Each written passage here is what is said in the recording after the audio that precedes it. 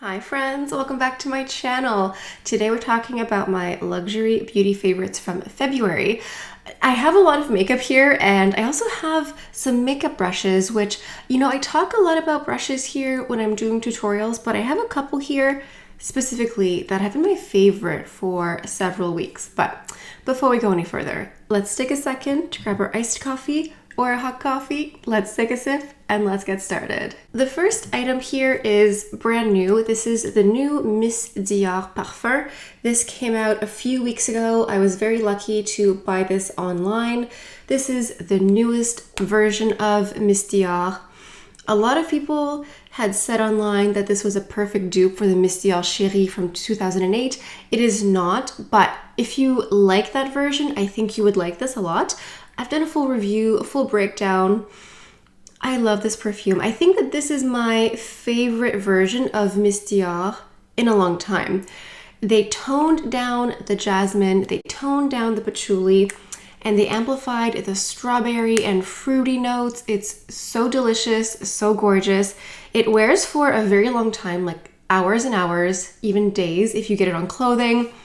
It's a gorgeous fragrance. I've been wearing it nonstop and I'm making a little dent in my bottle here. I got the smallest size because I did like a blind buy online. I wasn't certain how I would feel about it, but I'm very happy with it. Continuing with Dior here, we have this 5 shadow palette that I'm wearing today. This one is called Mimi Rose, and I believe this was part of the spring release and it was tragically limited edition. I believe it is. I'm finding it more and more difficult to see it online, but I love this. This is giving me light, ethereal, periwinkle, fairy fantasy. It's so pretty. So today I'm wearing a little bit of this super dark plum. I have the swatches here on the back of my hand.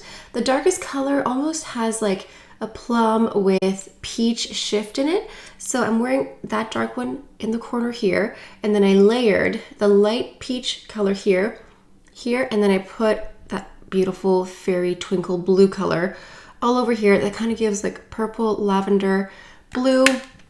So pretty. I love it for spring. It's giving that light, that breath of fresh air, that ethereal periwinkle fantasy that I like. So I've been wearing that one a lot, and there's another eyeshadow here from Dior, and this one here is a single. This one, again, it's difficult to find, but it isn't limited edition that I know of. It's just always sold out. This one is number 658 Beige Mitza. It's a metallic finish. This is a perfect one and done shadow. This is the type of eyeshadow that looks like you're wearing 3 or 4 colors when you're really just wearing one. It's the most beautiful taupey neutral. If I'm looking for a neutral eye makeup look and I really truly cannot be bothered, Beige Mitza is my go-to because it looks like I'm wearing several different colors. It's taupey, it's neutral, but it's so elevated. It is so beautiful.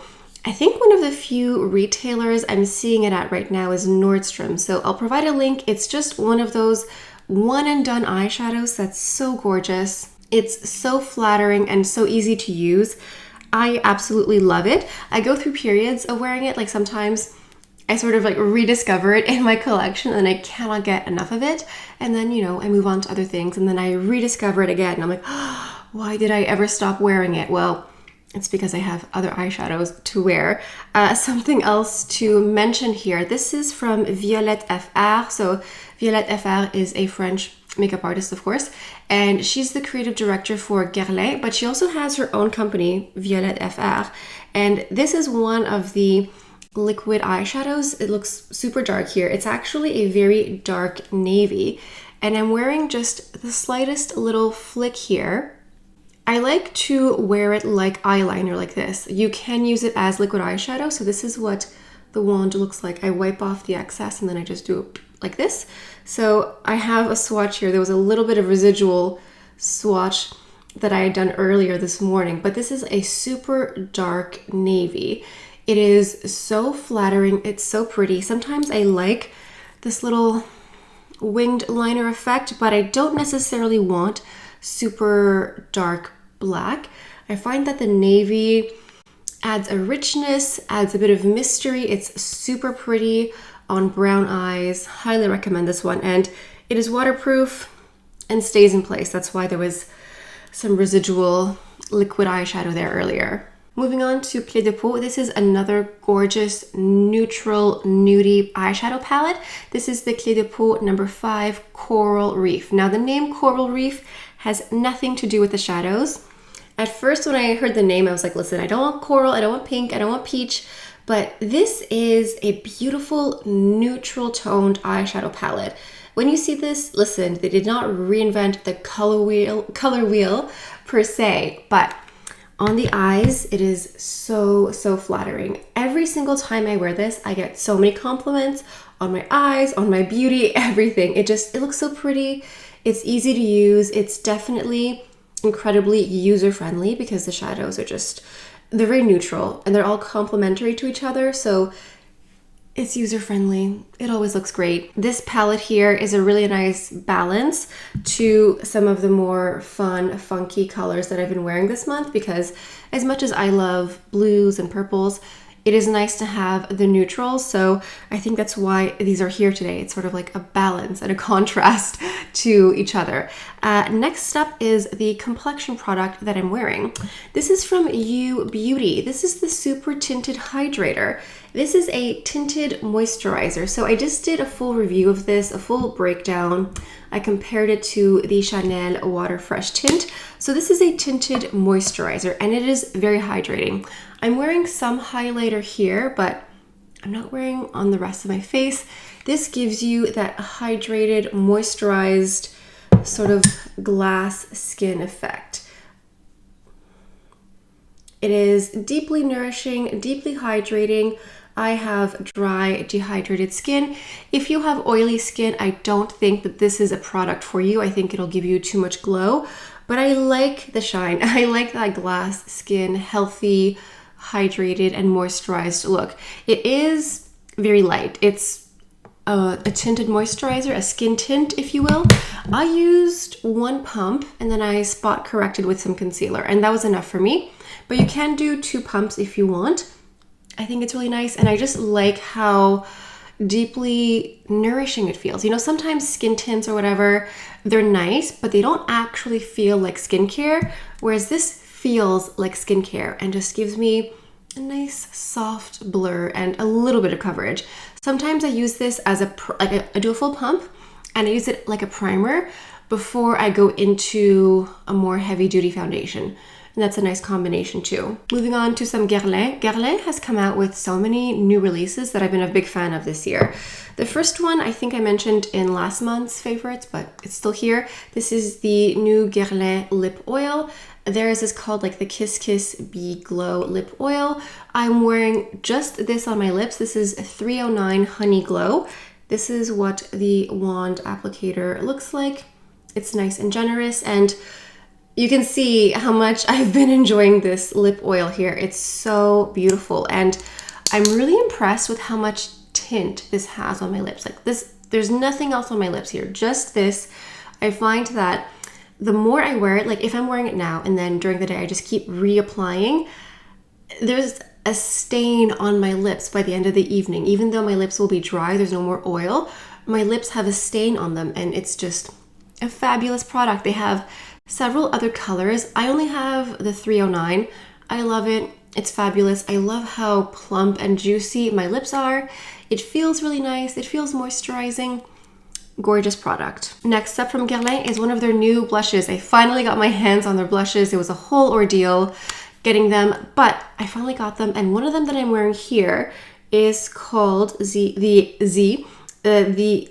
01 Light Pink. I think my brain was booting up again. I swear I had coffee this morning. But anyway, this is what the shade looks like. It's what I'm wearing on my cheeks. And these are really pretty. They're sort of like a velvet matte. They're not exceptionally luminous. I feel like they sort of have an adaptive quality to them. So this is the shade here. As you wear them, they sort of melt into the skin and look more luminous. At first, when you apply it, I find that these blushes are very light, they're very sheer. It's described as almost like a second skin effect for a blush, which I'm not used to. So You do have to swirl your brush to build it up, but once it's there, something happens.